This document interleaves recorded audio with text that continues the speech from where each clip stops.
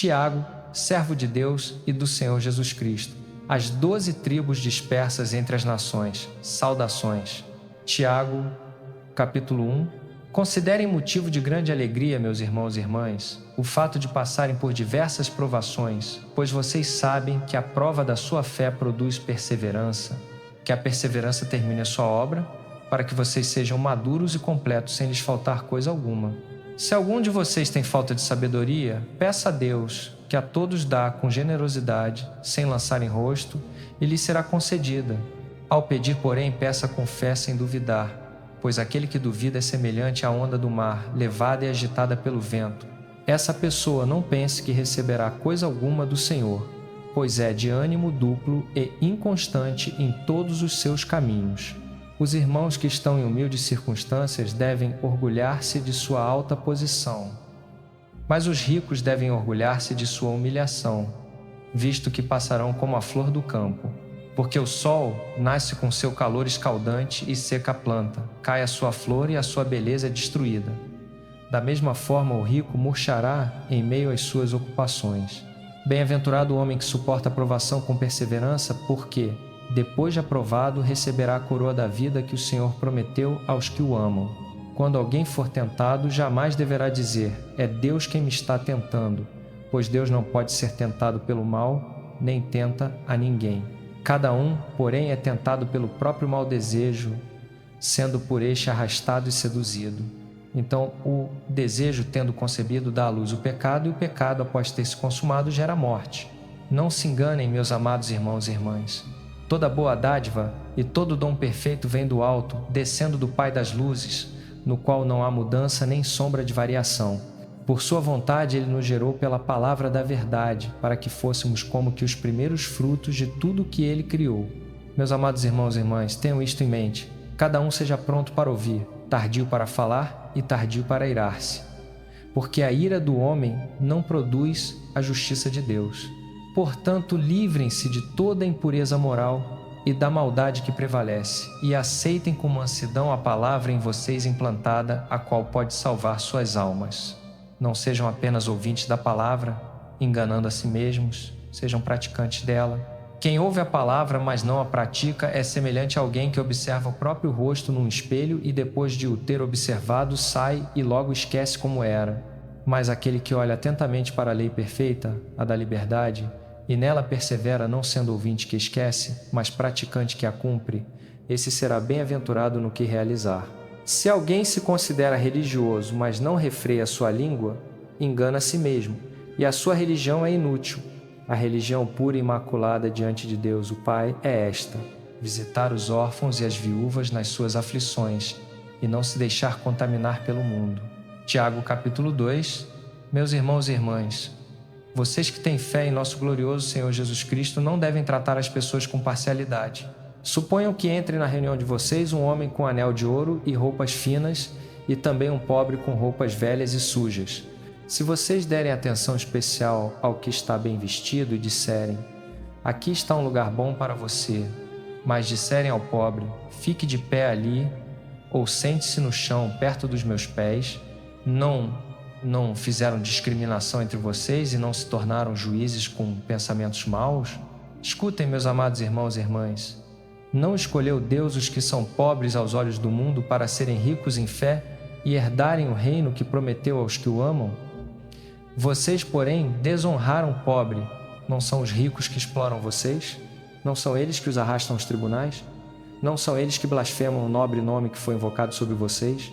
Se vocês de fato obedecem à lei régia encontrada na Escritura, amarás o teu próximo como a ti mesmo, estão agindo bem.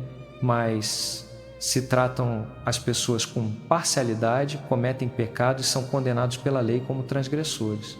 Pois quem guarda toda a lei, mas tropeça em apenas um ponto, torna-se culpado de quebrá-la inteiramente. Porque aquele que disse, não adulterarás, também disse, não matarás. Se você não comete adultério, mas comete assassinato, torna-se transgressor da lei. Falai e procedei como quem há de ser julgado pela lei da liberdade, porque o juízo será sem misericórdia para quem não usou de misericórdia. A misericórdia, porém, triunfa sobre o juízo. De que adianta, meus irmãos e irmãs, alguém dizer que tem fé se não tem obras? Pode acaso essa fé salvá-lo? Suponham que um irmão ou irmã esteja sem roupa e sem alimento de cada dia, e um de vocês lhe diga: vá em paz, aqueça-se e alimente-se bem, mas não lhe der o que é necessário para o corpo. De que adianta isso? Assim também a fé, por si só, se não for acompanhada de obras, está morta. Mas alguém dirá: você tem fé e eu tenho obras. Mostre-me a sua fé sem obras, que eu lhe mostrarei a minha fé pelas obras. Você crê que existe um só Deus? Muito bem. Até os demônios creem e tremem. Homem insensato, quer prova de que a fé sem obras é inútil? Não foi por obras que o nosso pai Abraão foi considerado justo quando ofereceu seu filho Isaque sobre o altar? Você vê que a fé cooperava com as suas obras, e que pela obras a fé foi aperfeiçoada. E cumpriu-se a Escritura, que diz: Abraão creu em Deus, e isso lhe foi acreditado como justiça, e ele foi chamado amigo de Deus. Vocês veem que a pessoa é justificada pelas obras, e não apenas pela fé. De igual modo, não foi também por obras que Raabe, a prostituta, foi considerada justa quando acolheu os espias e os fez sair por outro caminho? Pois, como o corpo sem espírito está morto, assim também a fé sem obras está morta. Tiago capítulo 3. Nem muitos de vocês devem se tornar mestres, meus irmãos, pois vocês sabem que nós, os que ensinamos, seremos julgados com maior rigor. Todos tropeçamos de muitas maneiras. Quem nunca comete falta no que diz é perfeito, capaz de refrear também todo o seu corpo. Quando colocamos freios na boca dos cavalos para que nos obedeçam, conseguimos dirigir todo o animal. Tomem também como exemplo os navios.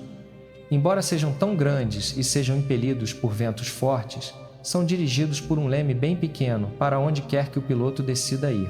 Assim também a língua é uma pequena parte do corpo, mas se gaba de grandes coisas. Vejam como um grande bosque é incendiado por uma pequena chama. A língua também é um fogo, um mundo de iniquidade entre os membros do corpo. Ela contamina toda a pessoa, incendeia todo o curso da sua vida e é ela mesma incendiada pelo inferno. Todas as espécies de animais, aves, répteis e criaturas do mar são e têm sido domadas pela humanidade, mas nenhum ser humano consegue domar a língua. É um mal incontrolável, cheio de veneno mortal. Com a língua bendizemos o nosso Senhor e Pai, e com ela amaldiçoamos os seres humanos feitos à semelhança de Deus. Da mesma boca saem bênção e maldição. Meus irmãos e irmãs, isso não deve ser assim. Pode uma fonte jorrar água doce e água salgada pelo mesmo lugar? Meus irmãos e irmãs, pode uma figueira produzir azeitonas ou uma videira produzir figos? Da mesma forma, uma fonte salgada não pode produzir água doce. Quem é sábio e tem entendimento entre vocês, que o demonstre por sua boa conduta, por obras praticadas com humildade que provém da sabedoria. Mas, se vocês abrigam no coração inveja amarga e ambição egoísta, não se gloriem nem neguem a verdade. Essa não é a sabedoria que desce do alto, antes é terrena, não espiritual, demoníaca. Pois onde há inveja e ambição egoísta, aí há confusão e toda espécie de obras mais. Mas a sabedoria que vem do alto é antes de tudo pura, depois pacífica, amável, compreensiva, cheia de misericórdia e de bons frutos, imparcial e sincera. Os pacificadores que semeiam em paz colhem uma colheita de justiça. Tiago, capítulo 4. De onde vêm as guerras e as brigas entre vocês? Não vêm das paixões que guerreiam dentro de vocês? Vocês desejam e não têm, por isso matam. São invejosos e cobiçam, mas não conseguem obter, por isso lutam e brigam. Vocês não têm porque não pedem a Deus. Quando pedem, não recebem, pois pedem por motivos errados, para gastarem seus prazeres. Povo adúltero, vocês não sabem que a amizade com o mundo é inimizade contra Deus? Quem quiser ser amigo do mundo torna-se inimigo de Deus. Ou vocês acham que a Escritura diz em vão que o Espírito que Ele fez habitar em nós tem ciúmes, mas Ele nos dá graça maior? Por isso diz a Escritura: Deus se opõe aos orgulhosos, mas concede graça aos humildes.